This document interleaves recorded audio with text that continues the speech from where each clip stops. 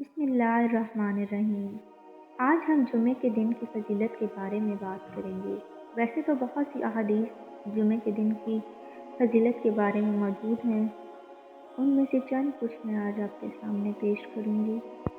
فرمان مصطفیٰ صلی اللہ علیہ وآلہ وسلم، جو شخص بروز جمعہ یا شب جمعہ سورہ دخان پڑھے اس کے لیے اللہ عز و جل جنت میں ایک گھر بنائے گا۔ رسول اللہ صلی اللہ علیہ وآلہ وسلم نے فرمایا، تمہارے دنوں میں سب سے زیادہ فضیلت والا دن جمعے کا دن ہے، بس تم اس دن میں مجھ پر کثرت سے درود بھیجا کرو، اس لیے کہ تمہارا درود مجھ پر پیش کیا جاتا ہے۔ سورہ کہف کی تلاوت کرنا۔ ابو سعید خدری رضی اللہ تعالی عنہ بیان کرتے ہیں کہ رسول کریم صلی اللہ علیہ وآلہ وسلم نے فرمایا، جس نے جمعے کے روز سورہ کہف کی تلاوت کی اس کے لیے دونوں جمعوں کے درمیان نور کی روشنی ہو جاتی ہے۔ رسول اللہ صلی اللہ علیہ وآلہ وسلم نے فرمایا، جو شخص جمعے کے دن مجھ پر 100 مرتبہ درود پڑھتا ہے، وہ قیامت کے دن اس حالت میں آئے گا کہ اس کے ساتھ ایک ایسا نور ہوگا کہ اگر وہ ساری مخلوق پر تقسیم کر دیا جائے تو ان سب کے لیے کافی ہو۔ فرمان مصطفیٰ صلی اللہ علیہ وآلہ وسلم، جب جمعرات کا دن آتا ہے اللہ تعالیٰ فرشتوں کو بھیجتا ہے جن کے پاس چاندی کے کاغذ اور سونے کی قلم ہوتے ہیں، اور وہ لکھتے ہیں کون یوم جمعرات اور شب جمعہ یعنی جمعرات اور جمعے کی درمیانی شب مجھ پر کثرت سے درود پاک پڑھتا ہے۔